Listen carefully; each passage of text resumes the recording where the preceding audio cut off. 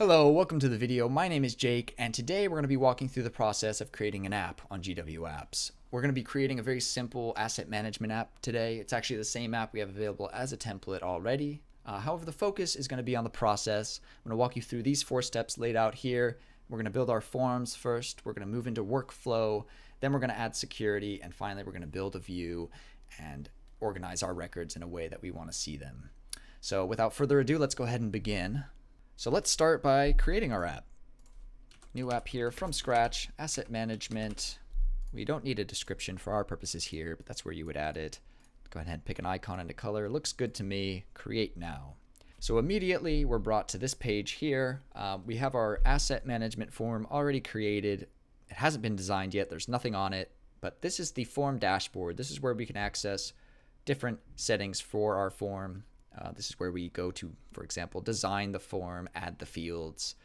This is where we set the workflow for the form, security, views. We can view all of the views that are attached to this form, manage them, and the rest we're not going to touch on today, but we've got emails. You can create an email template, PDF template, import records to this form, set triggers, and some additional settings. For purposes of this asset management app, we're going to need 3 forms.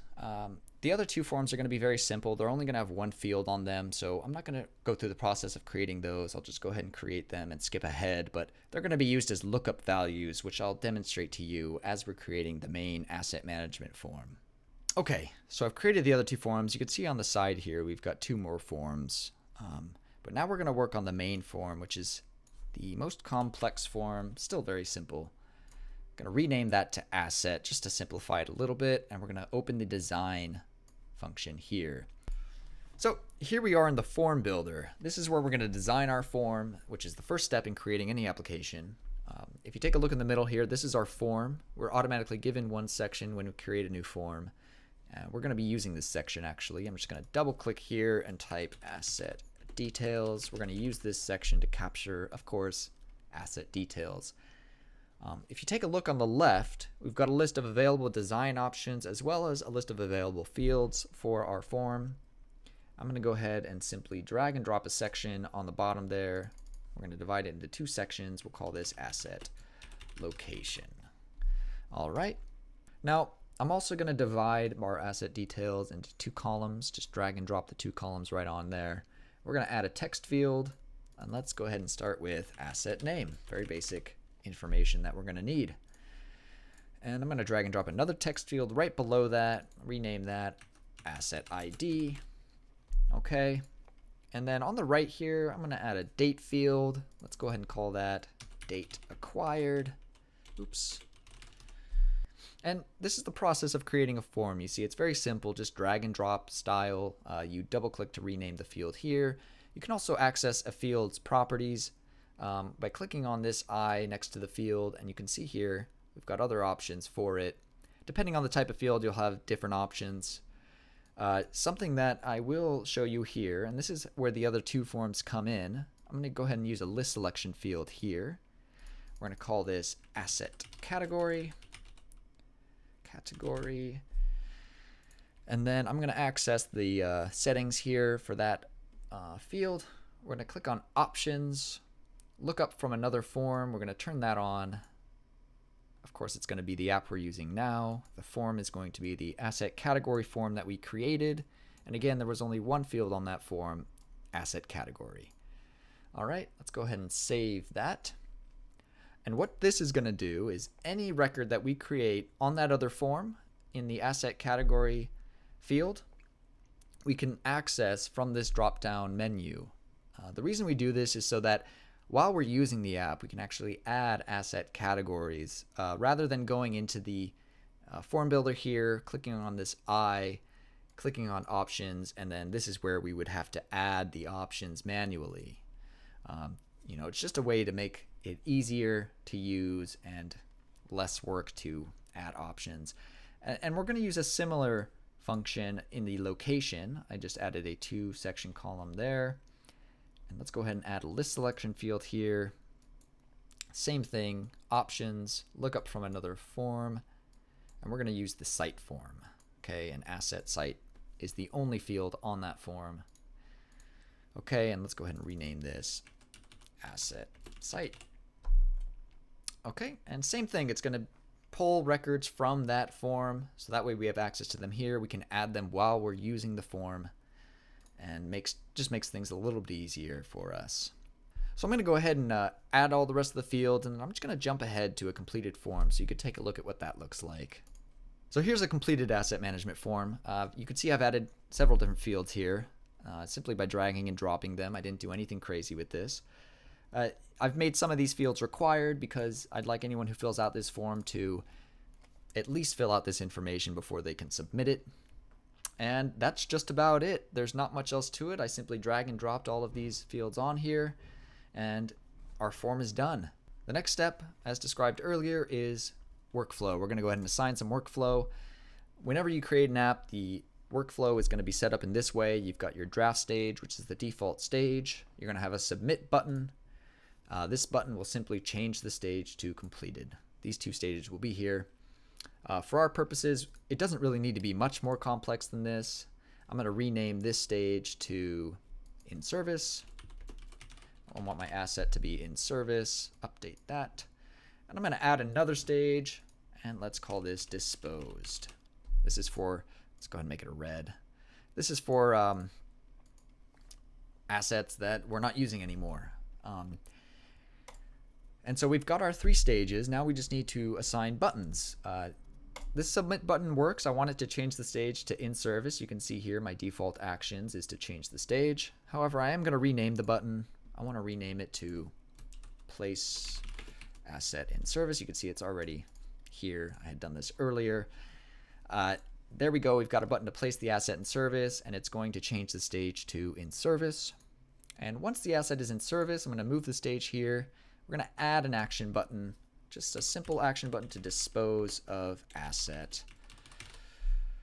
Create that button, and we're going to go in here, and you can see the default action is actually a redirect. We want to change that to change stage, next stage, disposed. So now this button, once the asset is in service, we'll have the option to dispose of the asset. Now after that, we're going to move on to security. And this is where you determine who can see what at what point in the record's life cycle. You can see on the left here, we've got a list of our workflow stages. We've got draft, in service, and disposed. We've got a list of users, or excuse me, roles that have access to the record at this stage. And essentially, this is where you'll go through and determine who can see what, who can edit, who can save even. You can see on the right here who can save, who can use buttons. For our purposes, again, we don't need an approval process. The people using this app won't really need to be limited. We'll keep the readers as readers only. I think that's fine. But our 2 roles of editor and app admin have the same access. So the last thing we need to do, let's go ahead and save and exit that. The last thing we need to do is create our views. So let's go ahead and navigate to the views here just to show you. These are all the views in the app. You can see there's 3 already created. These 3 are automatically generated when we create a form. So every form comes with 1 view automatically.